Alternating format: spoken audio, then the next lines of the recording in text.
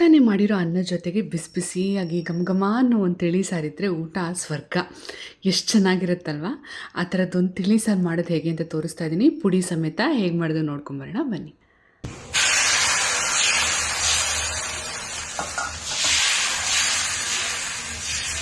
ನಮಸ್ತೆ, welcome to Shivamogga kitchen. ತಿಳಿ ಸಾರು ಮಾಡೋಕ್ಕೆ ಪುಡಿ ಬೇಕಲ್ವಾ. ಮೊದಲಿಗೆ ಪುಡಿ ಹೇಗೆ ಮಾಡೋದು ಅಂತ ಹುರಿಯೋದು ತೋರಿಸ್ತಾ ಇದ್ದೀನಿ. ಒಂದು ಕಡಾಯಿ ಇಟ್ಕೊಂಡಿದ್ದೀನಿ. ಅದಕ್ಕೆ 1 ಸ್ಪೂನ್ ಆಗೋಷ್ಟು ಕೊಬ್ಬರಿ ಎಣ್ಣೆ ಹಾಕ್ಕೊಂಡು 1 ಕಪ್ ಆಗೋಷ್ಟು ಧನಿಯಾ ಅಥವಾ ಕೊತ್ತಂಬರಿ ಬೀಜ ಹಾಕ್ಕೊಂಡು ಲೋ ಫ್ಲೇಮಲ್ಲಿ ಹುರಿತಾ ಬರಬೇಕು. ಅದು ಘಮ ಘಮ ಅನ್ನೋ ತನಕ ಹುರಿಬೇಕು.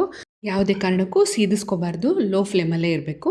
ನೋಡಿ, ಇದಾಗ್ತಾ ಬಂತು. ಈಗ ಘಮ ಘಮ ಅನ್ನೋಕ್ಕೆ ಶುರುವಾಗುತ್ತೆ. ಕಲರ್ ಚೂರು ಚೇಂಜ್ ಆಗುತ್ತೆ ಕೊತ್ತಂಬರಿ ಬೀಜದ್ದು. ಇಷ್ಟಾದ್ರ ಮೇಲೆ ಅದನ್ನ ಒಂದು ಪ್ಲೇಟಿಗೆ ತೆಕ್ಕೋತಾ ಇದ್ದೀನಿ.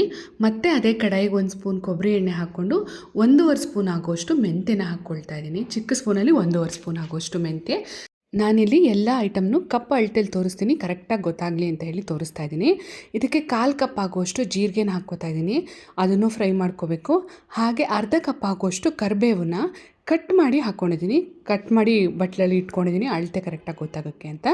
ಅದನ್ನು ಈಗ ಅದಕ್ಕೆ ಹಾಕ್ಕೊಂಡು ಅದನ್ನು ಹುರಿತಾ ಬರಬೇಕು. ನೋಡಿ, ಜೀರಿಗೆ ಒಂದು ಸ್ವಲ್ಪ ಕಲರ್ ಚೇಂಜ್ ಆಗುತ್ತೆ, ಪೂರ್ತಿ ಆಗಲ್ಲ, ಒಂಚೂರು ಬೆಚ್ಚಗಾದಂಗೆ ಆಗುತ್ತೆ. ಆವಾಗ ಅರ್ಧ ಕಪ್ ಆಗುವಷ್ಟು ಕರಿಬೇವೆಲೆನ ಹಾಕ್ಕೋಬೇಕು. ಇದನ್ನು ಹಾಕ್ಕೊಂಡು ಇದು ಕರೆಕ್ಟಾಗಿ ಗರಿಗರಿ ಆಗಬೇಕು. ಕರಿಬೇವು, ನಾವು ಹಾಕಿರೋ ಹಸಿ ಕರಿಬೇವಿನೆಲೆ ಗರಿಗರಿ ಆಗಬೇಕು. ಜೊತೆಗೆ 1 ಸ್ಪೂನ್ ಆಗುವಷ್ಟು ಕಾಳು ಮೆಣಸನ್ನು ಹಾಕ್ಕೊಂಡಿದ್ದೀನಿ.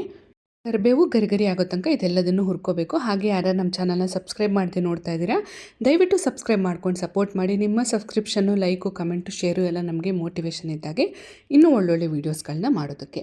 ಹಾಗೆ ಪಕ್ಕದಲ್ಲಿ ಕಾಣೋ ಬೆಲ್ ಐಕಾನನ್ನು ಕ್ಲಿಕ್ ಮಾಡಿದ್ರೆ ನಾವು ಹಾಕೋ ವೀಡಿಯೋಗಳ ಮೊದಲು ನೋಟಿಫಿಕೇಷನ್ ನಿಮಗೆ ಸಿಗುತ್ತೆ. ಈಗ ಕರಿಬೇವು ಗರ್ಗರಿ ಆಗಿದೆ. ಅದನ್ನು ಕೂಡ ಒಂದು ಪ್ಲೇಟಿಗೆ ಹಾಕ್ಕೊಳ್ತಾ ಇದ್ದೀನಿ. ನಾವು ಕೊತ್ತಂಬರಿ ಬೀಜ ಹಾಕ್ಕೊಂಡಿದ್ದ ಪ್ಲೇಟಿಗೆ ಅದನ್ನು ಹಾಕ್ಕೋತಾ ಇದ್ದೀನಿ. ಇದಕ್ಕೆ 1 ಸ್ಪೂನ್ ಕೊಬ್ಬರಿ ಎಣ್ಣೆ ಹಾಕ್ಕೊಂಡು ಕಡಾಯಿಗೆ ಮತ್ತು 2 ಕಪ್ ಆಗುವಷ್ಟು ಒಣಮೆಣಸಿನ್ಕಾಯಿನ ಹಾಕ್ಕೊಂಡಿದ್ದೀನಿ.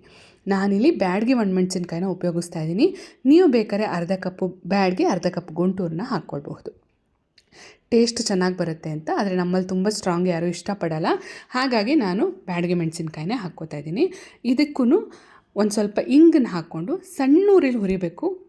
ಮೆಣಸಿನ್ಕಾಯಿ ಗರ್ಗರಿ ಆಗೋ ತನಕ ಚೆನ್ನಾಗಿ ಹುರ್ಕೋಬೇಕು. ನಾನಿಲ್ಲಿ ಪ್ರೊಸೀಜರ್ ತುಂಬ ಲಾಂಗ್ ಆಗುತ್ತೆ ಅಂತ ಹೇಳಿ ಪೂರ್ತಿ ವಿಡಿಯೋನ ತೋರಿಸಿಲ್ಲ, ಕಟ್ ಮಾಡಿದ್ದೀನಿ. ಸಣ್ಣ ಉರಿಲಿ ಮೆಣಸಿನ್ಕಾಯಿ ಗರ್ಗರಿ ಆಗೋ ತನಕ ಹುರಿದು ಅದನ್ನು ಎಲ್ಲ ಮಿಕ್ಸ್ಚರ್ಗಳ ಜೊತೆಗೆ ಸೇರಿಸ್ಕೊಂಡು ತಣ್ಣಗಾದ್ರ ಮೇಲೆ ಮಿಕ್ಸಿ ಜಾರಿಗೆ ಹಾಕ್ಕೊಂಡು ಪೌಡ್ರ್ ಮಾಡಿ ಇಟ್ಕೊಳ್ಬೇಕು. ನೋಡಿ, ಈ ಥರ ಪೌಡ್ರ್ ಆಗುತ್ತೆ. ಪೌಡ್ರ್ ಮಾಡಿ ಇಟ್ಕೊಂಡ್ರೆ ಎಷ್ಟು ದಿವಸ ತನಕ ಏರ್ಟೈಟ್ ಕಂಟೈನರಲ್ಲಿ ಹಾಕಿಟ್ಕೊಂಡ್ರೆ ಫ್ರೆಶ್ ಆಗೇ ಇರುತ್ತೆ. ಈಗ ತಿಳಿ ಸಾರು ಮಾಡೋದು ಹೇಗೆ ಅಂತ ತೋರಿಸ್ತಾ ಇದ್ದೀನಿ. ಬೇಳೆ ಬೇಯಿಸಿ ಇಟ್ಕೊಂಡಿದ್ದೀನಿ. ಅದಕ್ಕೆ 1 ಲೋಟ ಆಗೋಷ್ಟು ಬೇಳೆನ ಬೇಯಿಸಿ ಇಟ್ಕೊಂಡಿದ್ದೀನಿ. ಅದಕ್ಕೆ 3 ಟೊಮೊಟೊ ಮೀಡಿಯಮ್ ಸೈಜ್ದು ಚಿಕ್ಕ ಚಿಕ್ಕದು ಹಾಕ್ಕೊಂಡಿದ್ದೀನಿ. ಅದನ್ನು ಕಟ್ ಮಾಡಿ ಹಾಕ್ಕೊಂಡಿದ್ದೀನಿ. ಸಾರು ಮಾತ್ರ ಕರೆಕ್ಟಾಗಿ ಗಮನ ಇಟ್ಟು ನೋಡ್ಕೊಳ್ಳಿ. ನಾನು ಹೇಗೆ ಮಾಡ್ತೀನಿ ಅಂತ ತೋರಿಸ್ತಾ ಇದ್ದೀನಿ ಮನೇಲಿ. ತುಂಬ ಚೆನ್ನಾಗಾಗುತ್ತೆ. ಖಂಡಿತವಾಗ್ಲೂ ಇದೇ ಸ್ಟೆಪ್ನ ಫಾಲೋ ಮಾಡಿ. ಬೇಳೆ ಜೊತೆ ಟೊಮೊಟೊ ಸೇರಿಸ್ಕೊಂಡಿದ್ನಲ್ಲ, ಅದಕ್ಕೆ 3 ಲೋಟ ಆಗೋಷ್ಟು ನೀರನ್ನು ಹಾಕ್ಕೊಂಡಿದ್ದೀನಿ. ಉಪ್ಪು ಹಾಕಿ ಹಾಗೆ ಕುದಿಯೋಕ್ಕೆ ಬಿಟ್ಬಿಡಬೇಕು. ಟೊಮೊಟೊ ಬೆಂದು ಒಂದು ಸ್ವಲ್ಪ ಕಲರ್ ಚೇಂಜ್ ಆಗುತ್ತೆ, ಅಲ್ಲಿ ತನಕ ಏನೂ ಆ್ಯಡ್ ಮಾಡಬಾರ್ದು. ನೋಡಿ, ಅದ್ರ ಜೊತೆ ಕುದ್ದು ಈ ಕಲರ್ ಚೇಂಜ್ ಆಗಿದ್ದು ಕಾಣಿಸ್ತಾ ಇದೆ ಅಲ್ವಾ, ನೊರೆ ಬೇರೆ ಕಲರಲ್ಲಿ ಬರ್ತಾ ಇದೆ. ಆಮೇಲೆ ಅದಕ್ಕೆ ಸ್ವಲ್ಪ ಬೆಲ್ಲ, ರುಚಿಗೆ ತಕ್ಕಷ್ಟು ಬೆಲ್ಲ ಹಾಕ್ಕೋಬೇಕು. ನೀವು ಜಾಸ್ತಿ ಸಿಹಿ ಇಷ್ಟಪಡ್ತೀರಾದ್ರೆ ಒಂಚೂರು ಜಾಸ್ತಿ ಬೆಲ್ಲ ಹಾಕ್ಕೊಳ್ಳಿ. ಅದಕ್ಕೆ ಒಂದು ಸ್ವಲ್ಪ ಹುಣಸೆ ಹಣ್ಣಿನ ರಸನೂ ಆ್ಯಡ್ ಮಾಡಿಕೊಂಡು 3 ಸ್ಪೂನ್ ಆಗುವಷ್ಟು ನಾವು ರೆಡಿ ಮಾಡ್ಕೊಂಡಿರೋ ತಿಳಿ ಸಾರು ಪೌಡ್ರ್ ಅಥವಾ ರಸಮ್ ಪೌಡ್ರನ್ನ ಹಾಕ್ಕೊಳ್ತಾ ಇದ್ದೀನಿ. ಇದನ್ನು ಹಾಕ್ಕೊಂಡು ಇದು ಒಂದು ಸರಿ ಮಿಕ್ಸ್ ಮಾಡಿ ಒಂದು ಸ್ವಲ್ಪ ಕುದಿ ಬರಲಿ, ಈ ಥರ ಲೈಟಾಗಿ ಕುದಿ ಬರಲಿ, ಅಲ್ಲಿ ತನಕ ಅದನ್ನ ಕುದಿಸ್ಕೊಂಡು ಆಮೇಲೆ 1 ಕಪ್ ಆಗುವಷ್ಟು ಕಾಯಿ ಹಾಲನ್ನ ಹಾಕ್ಕೊಳ್ತಾ ಇದ್ದೀನಿ. ಕಾಯಿ ಹಾಲು ಆಪ್ಷನಲ್ಲು, ಹಾಕ್ಕೊಳ್ಳೇಬೇಕು ಅಂತಿಲ್ಲ. ಆದರೆ ಕರೆಕ್ಟಾಗಿ ನೀವು ಮದುವೆ ಮನೆ ಸ್ಟೈಲಲ್ಲಿ ಬರಬೇಕು ಸಾರು ಅಂದರೆ ಈ ಥರ ಮಾಡಿ ನೋಡಿ. ಇದಕ್ಕೀಗ ಒಂದು ಒಗ್ಗರಣೆ ರೆಡಿ ಮಾಡ್ಕೊಳ್ತಾ ಇದ್ದೀನಿ. ಒಗ್ಗರಣೆ ಬಾಣಲೆಯಲ್ಲಿ ಎಣ್ಣೆ ಹಾಕ್ಕೊಂಡು ಅದಕ್ಕೆ ಸಾಸಿವೆ ಚಟಪಟ ಆದಮೇಲೆ ಒಂಚೂರು ಜೀರಿಗೆ, ಚೂರು ಕರಿಬೇವಿನ ಎಲೆ, ಹಾಗೆ ಸ್ವಲ್ಪ ಇಂಗು, ಇದಿಷ್ಟನ್ನು ಹಾಕ್ಕೊಂಡು ಕುದೀತಾ ಇರೋ ಸಾರಿಗೆ ಆ್ಯಡ್ ಮಾಡ್ಕೋಬೇಕು. ಹಾಗೆ ಒಗ್ಗರಣೆನ ತುಪ್ಪದಲ್ಲಿ ಕೂಡ ಕೊಡ್ತಾರೆ, ಆದರೆ ನಾನಿಲ್ಲಿ ಎಣ್ಣೆಲಿ ಒಗ್ಗರಣೆ ಮಾಡಿ ಲಾಸ್ಟಿಗೆ 1 ಸ್ಪೂನ್ ತುಪ್ಪನ ಸಾರು ಮೇಲೆ ಆ್ಯಡ್ ಮಾಡ್ತೀನಿ.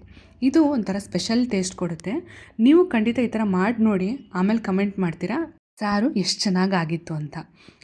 ಈಗ ಸಾರು ಕುದೀತಾ ಇರೋ ಸಾರಿಗೆ ಒಗ್ಗರಣೆನ ಹಾಕ್ಕೊಂಡು ಒಂದು ಸರಿ ಮಿಕ್ಸ್ ಮಾಡಿಕೊಂಡು ಒಂದು ಕುದಿ ಬಂದ ಮೇಲೆ ಒಲೆ ಆಫ್ ಮಾಡಿ ಮೇಲಿಂದ 1 ಸ್ಪೂನ್ ಆಗೋಷ್ಟು ತುಪ್ಪನ, 1 ಮುಷ್ಟಿ ಆಗೋಷ್ಟು ಕೊತ್ತಂಬರಿ ಸೊಪ್ಪನ್ನ ತೊಳೆದು ಸಣ್ಣಕ್ಕೆ ಹೆಚ್ಕೊಂಡಿದ್ದೀನಿ, ಅದನ್ನು ಇದಕ್ಕೆ ಆ್ಯಡ್ ಮಾಡಿ ಪಾತ್ರೆನ ಮುಚ್ಚಿಟ್ಬಿಡ್ತೀನಿ.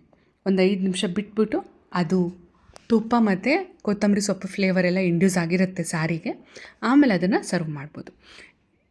ನಾನು ಮಾಡೋ ರೀತಿಲಿ ಸಾರು ಹೇಗಂತ ತೋರಿಸಿದ್ದೀನಿ. ಎಲ್ಲರೂ ಚಪ್ಪರಿಸ್ಕೊಂಡು ಊಟ ಮಾಡ್ತಾರೆ. ನಮ್ಮ ಮನೇಲಿ ಈ ಸಾರು ಮಾಡಿದ್ರೆ ಎಲ್ಲರಿಗೂ ತುಂಬ ಖುಷಿಯಾಗುತ್ತೆ. ನೀವು ಎಲ್ಲ ಟ್ರೈ ಮಾಡ್ತೀರಾ ಅಂತ ಭಾವಿಸಿದ್ದೀನಿ. ನಿಮ್ಮ ಫ್ರೆಂಡ್ಸ್ ಆ್ಯಂಡ್ ಫ್ಯಾಮಿಲಿ ಜೊತೆಗೆ ಶೇರ್ ಮಾಡಿ. ಟ್ರೈ ಮಾಡಿದ್ರೆ ಕಮೆಂಟ್ ಮಾಡಿ ತಿಳಿಸಿ. Thank you so much. Subscribe ಮಾಡದೆ ಹೋಗ್ಬಿಡಿಪ್ಪ, ಆಗಾಗ ಬರ್ತಾ ಇರಿ ನಮ್ಮ ಮನೆಗೆ.